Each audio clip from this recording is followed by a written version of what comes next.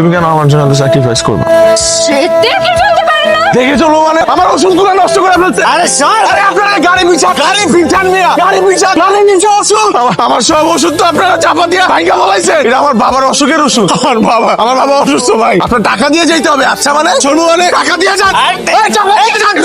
I'm really sorry, আপনার সব ওষুধ আমরা নষ্ট করেছি। আপনি কোনো টেনশন করবেন না, আমি আপনাকে সব ওষুধ কিনে দিব। এখানে আশেপাশে তো কোথাও ফার্মেসিও নেই। আপনি আমার গাড়ি তুলুন, আপনি গাড়ি তুলুন, আমি সব ওষুধ কিনে দিচ্ছি প্লিজ।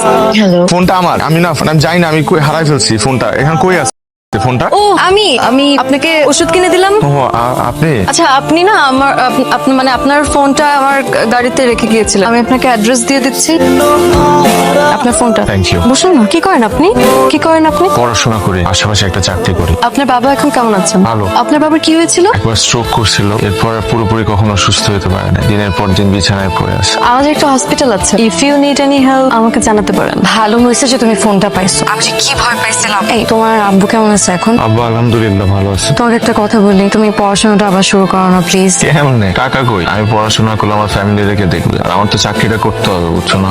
আগে শোনো না, তুমি আগে ভর্তি তো হও। তোমার ভর্তির টাকা যেভাবে হোক আমি ম্যানেজ করে দেবো, কিন্তু তুমি প্লিজ পড়াশোনাটা আবার শুরু করো। হাসপাতালে যে নিমা টাকা আছে, 1,000 টাকা লাগবে তো। 3 লক্ষ টাকা ম্যাডাম। রেন, এত রাত হলো কেন? রিশানের বার্থডে পার্টি ছিল। Birthday party? দেখো, তোমার সাথে আমার একটু কথা আছে। এখনই? দেখো, এরকম করে কতদিন চলবে? এই যে তুমি রাত বিরাতে আসছো, এই বিভিন্ন পার্টি শাড়ি করে বেড়াচ্ছ, ভবিষ্যতের চিন্তাই করছো না, এটা ঠিক না। প্লিজ আর একটা বিয়ে শাদী করো। বাবা, একটা তো করলাম, টিকলো না। তুমি কেন এসব বারবার বলে আমাকে এম্বারেসড ফিল করাচ্ছ? কি অবস্থা? আম্মা আপনার কথাই বলতেছিল একটু আগে। আব্বা এখন অনেক সুস্থ আগের থেকে। আপনি আমাদের জন্য যা করলেন, কিভাবে যে ঋণ শোধ করবো আমার জানা নেই। আচ্ছা, তুমি কি কাল ফ্রি আছো? তোমার সাথে আমার কিছু কথা ছিল। কেমন আছো? ভালো। তোমার ফ্যামিলি আসলে চলে কিভাবে? না, অফেন্ডেড হও না, আই এম জাস্ট আস্কিং। অনেক কষ্টে চলে, অবশ্য চলে বললে ভুল হবে, চালায় নিতে হয়। আমার বাবা অসুস্থ হওয়ার আগে সেই একমাত্র আর্নিং মেম্বার ছিল পরিবারে, এরপর অসুস্থ হয়ে বিছানায় পড়ে গেল। আমার পড়াশোনাটা এখনো শেষ হয় না, এই কারণে ভালো কোনো চাকরির জন্য অ্যাপ্লাইও করতে পারি না। একটা সুপার শপে চাকরি করি, পাশাপাশি 2টা টিউশনি করাই, অনেক কষ্টে চলে আর কি। আমাকে তোমার কেমন লাগে? হ্যাঁ? না মানে অ্যাজ এ পার্সন আমাকে তোমার কেমন লাগে?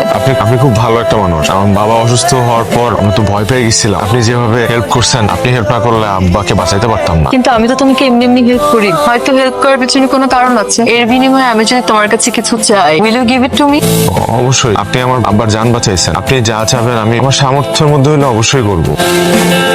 কাঙ্ক্ষিত নম্বরটিতে এই মুহূর্তে সংযোগ দেওয়া সম্ভব হচ্ছে না। এই ছেলের বাবাকে বাঁচিয়ে তুই তো ওকে তোর খাঁচায় পুরোপুরি বন্দি করে ফেলেছিস। কেন? মানে এই বাগারটারে দিয়ে তুই কি করবি? শার্টটা কি নতুন কিনছো?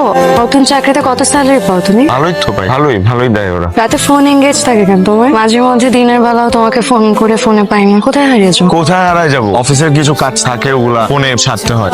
চলো না আজকে আমরা ভালো কোনো রেস্টুরেন্টে খাওয়া দাওয়া করি। আমরা তো কখনো কোনো ভালো রেস্টুরেন্টে খাই নাই। রাফি, তুমি আমাকে ভালোবাসো তো? তুমি কোথায়? আমার সাথে এখনই একটু দেখা করো তো। জি স্যার, আমি আসতেছি। জি, আমার একটু যাইতে হবে, বুঝছো? অফিস থেকে ফোন দিচ্ছে, তুমি একটা সিএনজি নিয়ে বাসায় চলে যাও। এই নাও নাও। কিছু বলো। কি বলবো? আপনি বলেন। আপনি তোমাকে না বলেছি তুমি করে বলতে? এই মনের বাচ্চা একটা দিয়ে হয় না তোর। এই মেয়ে কে? আমি তোমার বোঝাই বলতেছি। কিসব বুঝাবি তুই আমাকে? এই কে তুমি? তুই আমার বয়ফ্রেন্ড এর চাস কে? এই তুমি ওরে বলো নাই?